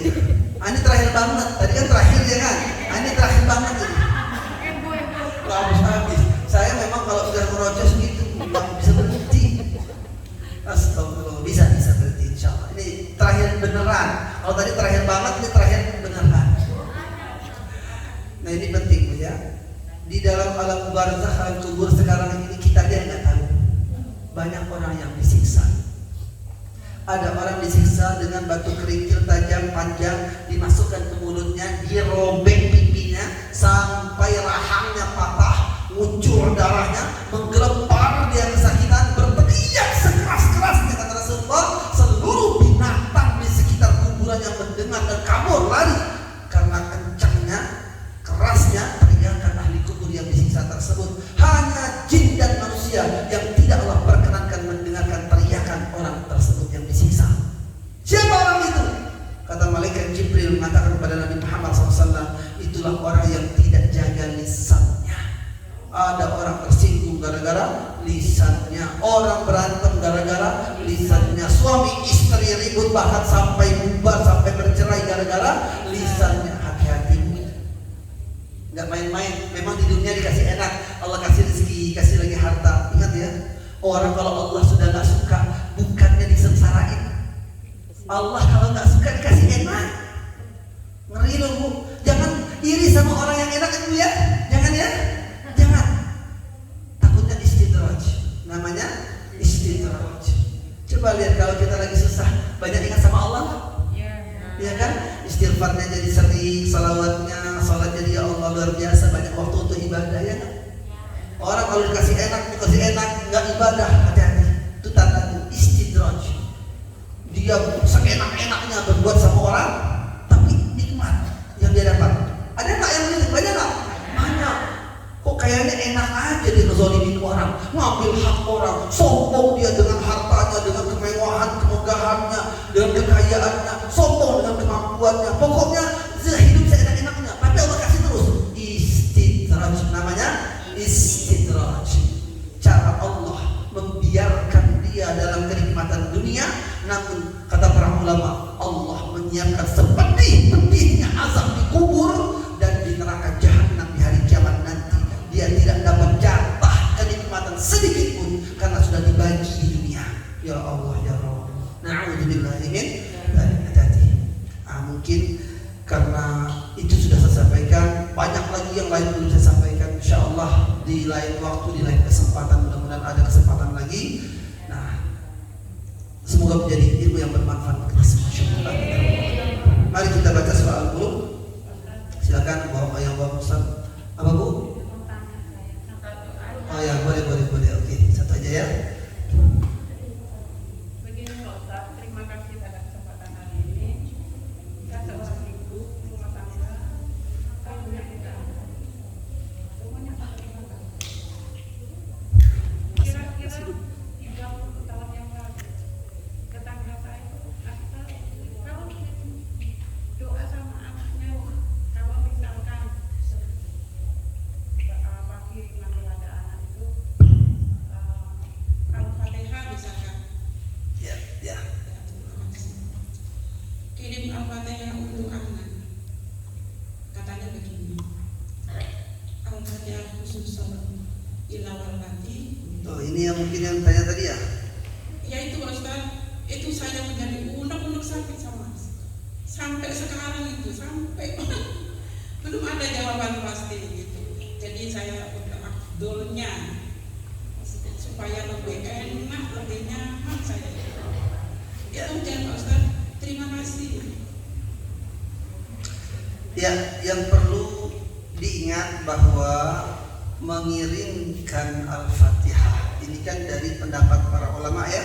Kalau kita cari hadis Rasulullah SAW mengamalkannya kan nggak ketemu. Tapi para ulama mengatakan itu diperbolehkan. Sebagian ulama membolehkan. Nah, artinya sebenarnya untuk kalimat-kalimat pengantarnya pakai istilah khususon ila waladi atau ila waladati. Nah, gitu ya. Lafaz ini sebenarnya nggak ada masalah. Kalimat manapun. Nah, kalau kita mau untuk anak laki-laki ila waladi atau ila ibni juga bisa, ila ibni kepada anakku, ila binti anakku perempuan, ibni anakku laki-laki, waladi anakku laki-laki juga, waladati anakku perempuan juga. Jadi ini nggak ada masalah Bu, nggak ada masalah. Nah, yang penting apa? Niatnya kita ikhlas minta sama Allah, berharap ada barokah. Yang paling penting lagi adalah isi dari doa kita buat anak. Ibu-ibu pengen anak jadi apa? Doakanlah. Karena kata Rasulullah, da'watul walid liwaladi. Yang termasuk doa mustajab adalah doa orang tua untuk anaknya. Oke ya? Nggak ada masalah. Sebenarnya nggak ada masalah. Mana yang paling afdal? Afdal semua, karena semua doa orang tua untuk anak adalah mustajab, jadi afdal semua. Ibu pakai bahasa Indonesia pun, ya Allah, Al-Fatihah ini ya Allah untuk anak-anakku, biar anakku jadi hafiz Quran. Pak Ibu baca Al-Fatihah entah 1 kali, entah 10 kali, entah 100 kali, insya Allah Allah kabulkan nanti. Dari mana kok bisa begitu? Karena kan jelas masalah hadisnya tentang Al-Fatihah bahwa Allah mengabulkan doa dari bacaan surah Al-Fatihah. Makanya ketika kita berjamaah, waladdallin, setelah itu apa? Amin. Kenapa kok diaminkan? Sebab apapun permintaan kita, Allah janji, dan tafsir disebutkan, kata Rasulullah, Allah janji apa yang diminta hambanya dikabulkan. Makanya kenapa banyak orang yang mau doa apa-apa kalau mau simpel udah Al-Fatihah aja lah. Karena itu Allah sudah tahu hati kita minta apa, dengan Al-Fatihah Allah kabulkan yang kita minta tersebut. Nah, lebih mantap lagi disebutkan minta apanya. Gitu. Jadi masalah khususan kalimatnya waladi apa ibni atau kalimat yang lain nggak ada masalah. Saya dengarkan itu setiap pemimpin doa dari siapapun itu. Saya lihatnya dan saya mendengarnya waktu susun ila jasadi ini nggak pernah muncul waladi ila waladi. Oh, kalau jasadi artinya jasad badan. Berarti dia sebenarnya jasadi itu jasadku, berarti dia doa untuk dia sendiri, Al-Fatihah untuk diri sendiri. Gitu dah ya. Iya. Ya, pengen badan sehat, khususan ila jasadi gitu kan. Sebenarnya ibu-ibu nggak baca pun kalimat khususan ila jasadi itu gitu ya. Allah tahu dan tetap Al-Fatihah sebagai pengantar untuk mempercepat ijabahnya doa kita. Nggak ada masalah. Gitu ya. Jasad itu artinya jasadku. Gitu. Ya cukup kita karena sudah makin malam. Ya nanti diingatin ya, selesai al-muluk doa, nah nanti saya tuh catatkan, ibu catat nanti doa untuk berangkat ke tanah suci atau haji tahun depan insyaallah. Amin ya rabbal alamin. Ya kita baca al-muluk. A'udzu billahi minasy syaithanir rajim.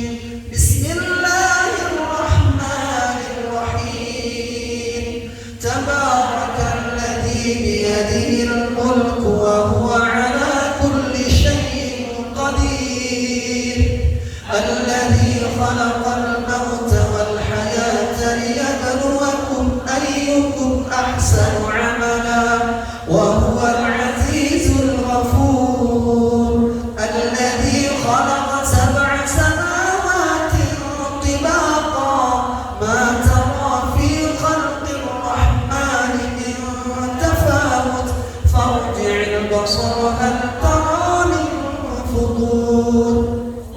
ثم ارجع البصر كرتين ينقلب إليك البصر خاسئا وهو حسير ولقد زينا السماء الدنيا بمصابيح وجعلناها رجوما للشياطين وأعتدنا لهم عذاب السعير وللذين كفروا بربهم عذاب جهنم وبئس المصير إذا ألقوا فيها سمعوا لها شهيقا وهي تفور تكاد تميز من الغيظ كلما ألقي فيها فوج سألهم خزنتها ألم يأتكم نذير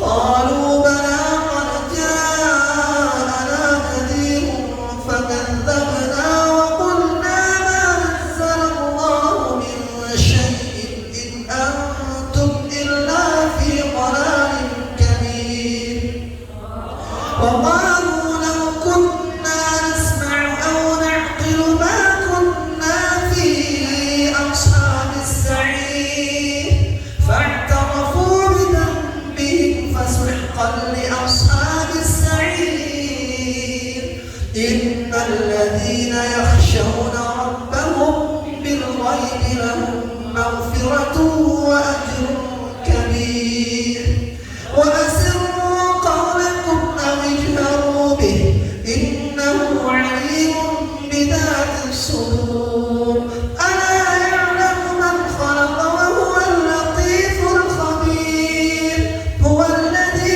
جعل لكم الأرض ذلولا فامشوا في مناكبها وكلوا من رزقه وإليه النشور أأمنتم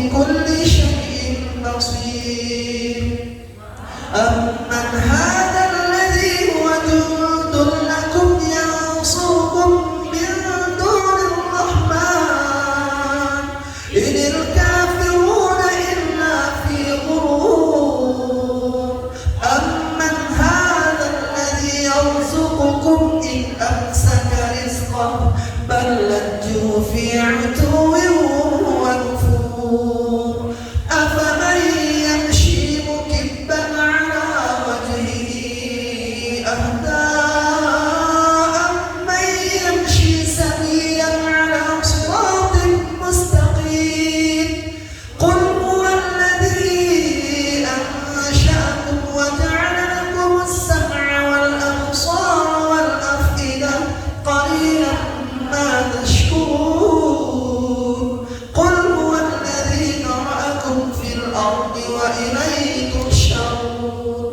ويقولون متى هذا الوعد إن كنتم صادقين قل إنما العلم عند الله وإنما أنا نذير مبين فلما رأوه زلفة سيئت وجوه الذين كفروا وقيل هذا الذي كنتم به تدعون قل أرأيتم إن أهلكني الله ومن معي أو رحمنا فمن يجير الكافرين من عذاب أليم قل هو الرحمن آمنا به وعليه توكلنا فستعلمون من هو في ضلال مبين قل أرأيتم إن أصبح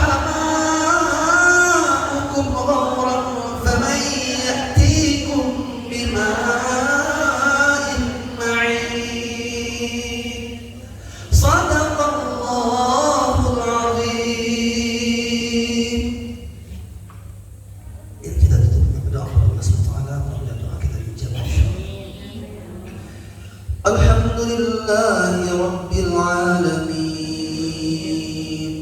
Lakal hamdu fis samawati wal ard wa lakal hamdu fil ula wal akhirah. Allahumma salli wa sallim wa barik ala nabiyyina Muhammad wa ala alihi wa sahbihi ajma'in. Allahumma ighfir lana wa lil mu'minina wal mu'minat wal muslimina wal muslimat wal ahya'i minhum wal amwat innaka sami'un qaribun mujibud da'awat wa ya qadiyal hajat. Allahumma ighfir lana dhunubana wa liwalidina warhamhum kama rabbawna shighara. Ya Allah, ya Rahman, ya Rahim, ya Ghafur, kami mohon kepadamu ya Allah, ampuni dosa-dosa kami, terutama dosa besar yang kami terjerumus di dalamnya ya Allah, dan juga dosa-dosa lainnya yang banyak sekali kami melakukannya dan mengulanginya ya Allah.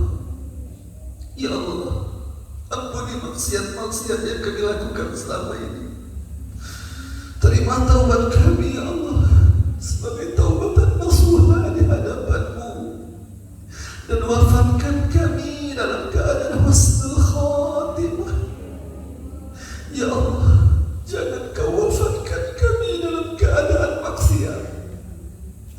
Jangan Kau wafatkan kami dalam keadaan su'ul khatimah. Ya Allah, wafatkan kami dalam keimanan kepada-Mu ya Allah. Wafatkan kami saat kami berada di puncak ketakwaan kami kepada-Mu. Ya Allah, ringankan kami dalam menghadapi sakitnya sakaratul maut. Perkenankan kami mengucap kalimat la ilaha illallah. Ya Allah, saat Kau wafatkan kami ya Allah, ridhai kami hamba-hamba-Mu yang hina ini.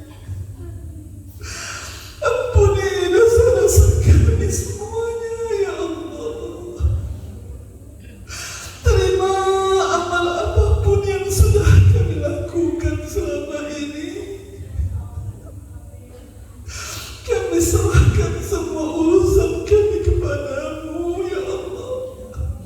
Tutup aib-aib kami, selamat rahmatnya, ya Allah.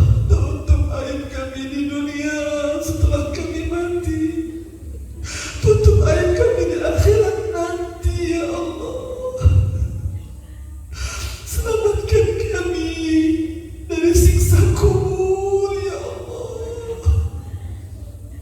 Selamatkan kami dari neraka jahanam, ya Allah. Ya Allah, ampuni pula dosa ibu dan ayah kami, terutama ibu yang mendidik kami dari kecil, ibu yang mengandung kami, yang melahirkan kami, ibu yang menyusui kami, ibu yang merawat kami, ibu yang membesarkan kami. Ya Allah, ampuni ayah kami yang menafkahi hidup kami, ayah kami yang bertanggung jawab sudah selama ini, ya Allah, dengan jerih payahnya, pontang-panting kesana kemari membiayai hidup kami. Ampuni ibu dan ayah kami, ya Allah. Berkahi kehidupan kedua orang tua kami, ya Allah. Jauhkan dari penyakit apapun, ya Allah. Sembuhkan jika ada penyakit di dalam badan orang tua kami, ya Allah. Ya Allah, sembuhkan orang tua kami yang sedang sakit, ya Allah. Sembuhkan penyakitnya, ya Allah, dan tidak kembali lagi penyakit tersebut kepada beliau, ya Allah. Ya Allah, istiqomahkan orang tua kami beribadah kepadamu. Bimbing orang tua kami sampai Engkau ridha kepada mereka berdua, ya Allah.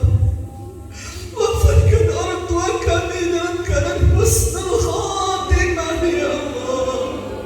Ringankan saat menghadapi sakaratul maut. Ringankan lisan orang tua kami mengucap kalimat la ilaha illallah. Ya Allah, terangilah kuburan orang tua kami dengan cahaya ampunan dan kasih sayang-Mu.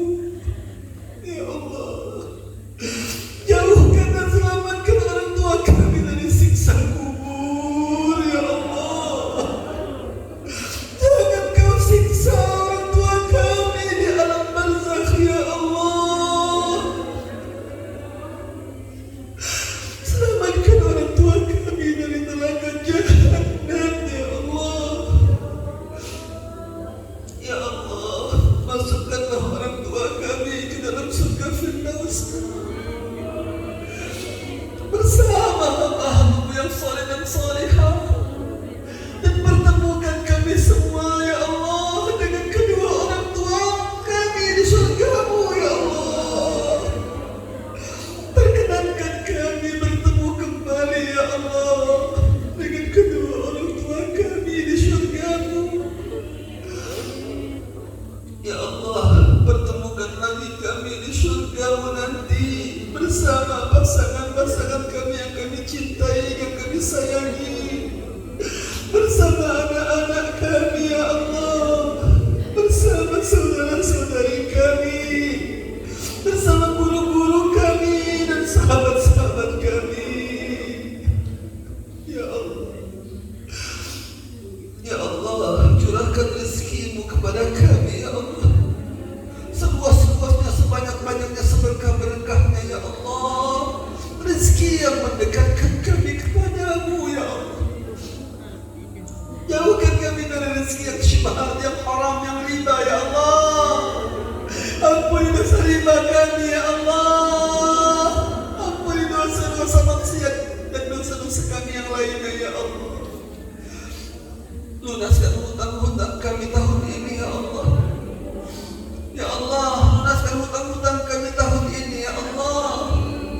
Sangat mudah bagimu, ya Allah. Terlalu mudah bagimu, ya Allah. Kau maha kaya, ya Allah. Kami miskin di hadapan-Mu ya Allah. Ya Allah, berangkatkan kami ke tanah suci-Mu ya Allah. Perkenankan kami untuk melaksanakan haji dan umrah ya Allah. Ya Allah, masih ada sisa-sisa di tahun ini ya Allah. Berangkatkan kami umrah ya Allah bersama orang-orang yang kami cintai dan kami sayang di tahun ini ya Allah. Berangkatkan kami haji dan umrah tahun depan 2025 ya Allah. Berikan kami haji yang mabrur ya Allah. Ya Allah, berangkatkan kami haji tahun 2025 nanti ya Allah. Dan berikan kami haji yang mabrur ya Allah. Berangkatkan kami bersama orang-orang yang kami cintai, yang kami sayangi ya Allah. Bersama pasangan-pasangan kami ya Allah. Bersama anak-anak kami ya Allah. Bersama orang tua kami ya Allah. Dan jadikan haji kami semua yang mabrur ya Allah. Tidak ada yang mustahil bagimu ya Allah.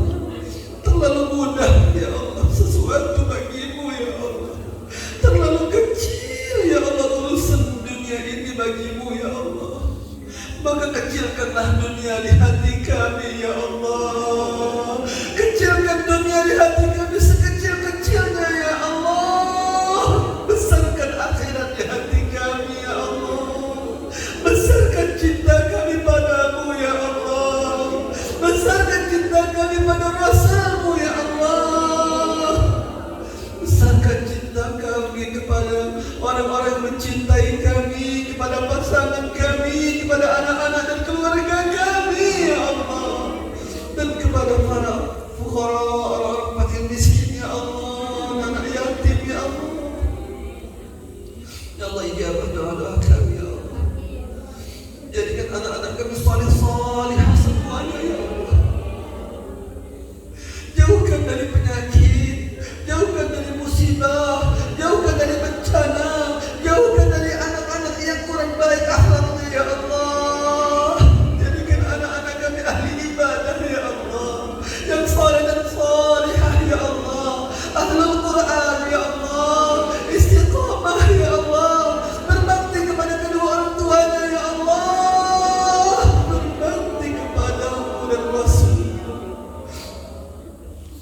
Rabbana atina fid dunya hasanah wa fil akhirati hasanatan wa qina adzaban nar.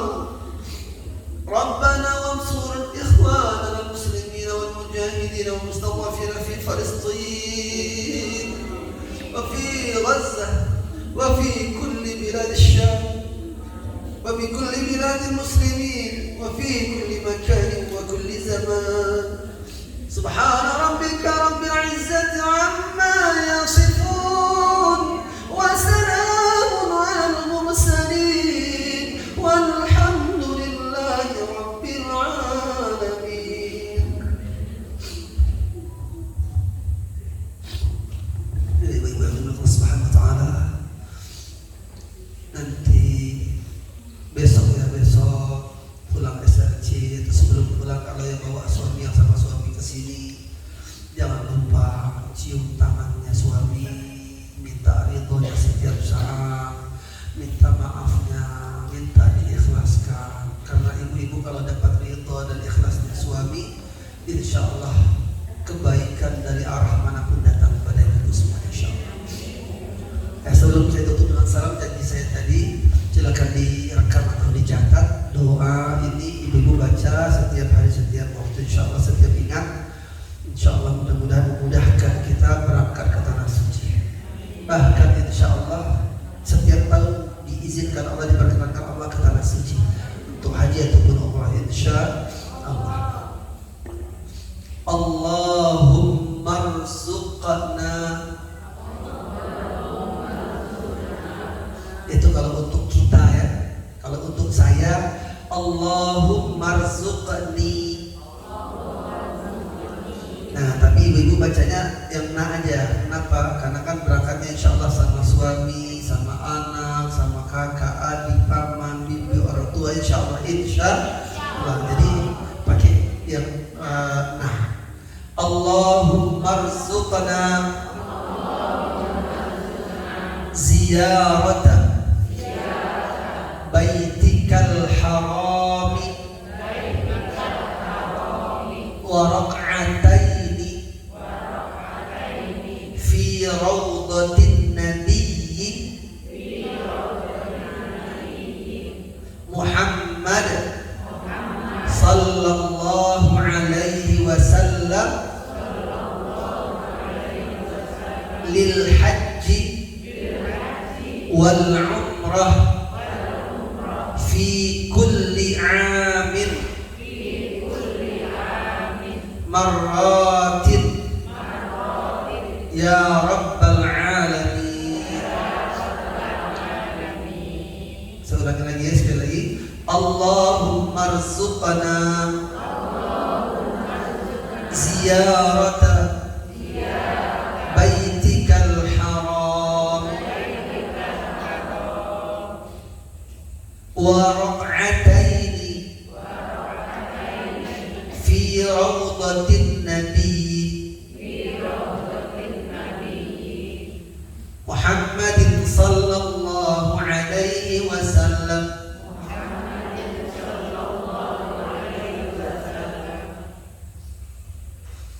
lil hajji wal umrati fi kulli amin marratin ya rabbal alamin. Artinya, Allahumma ya Allah, urzuqna, anugerahkan kepada kami. Ini doa sering saya baca. Ziyarata baitikal haram, berziarah, mendatangi rumahmu yang suci, yaitu Masjidil Haram. Wa rak'ataini fi rawdatin nabi, dan anugerahkan kami 2 rakaat salat di raudhahnya Nabi, yaitu Nabi Muhammad SAW.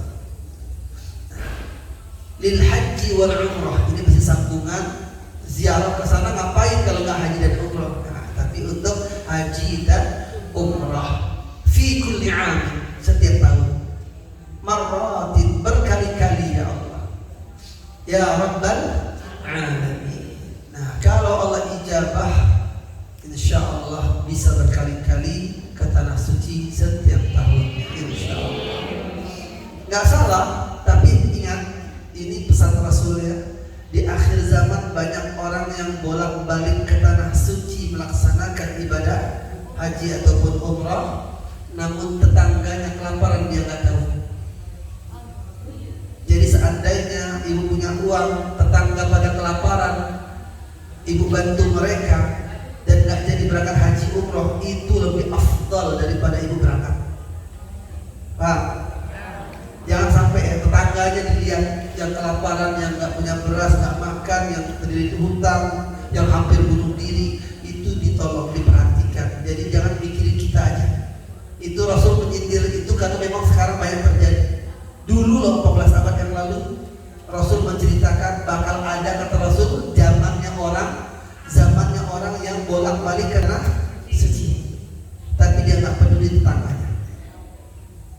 Seluruh ibadah haji dan umrah yang tidak diterima sama Allah, na'udzubillahi min dzalik. Cukup sekian dari saya, kita tutup dan kawatul majlis. Subhanakallahumma wa bihamdika asyhadu an la ilaha illa anta astaghfiruka wa atubu ilaik. Walhamdulillahirabbil alamin. Wassalamualaikum warahmatullahi wabarakatuh.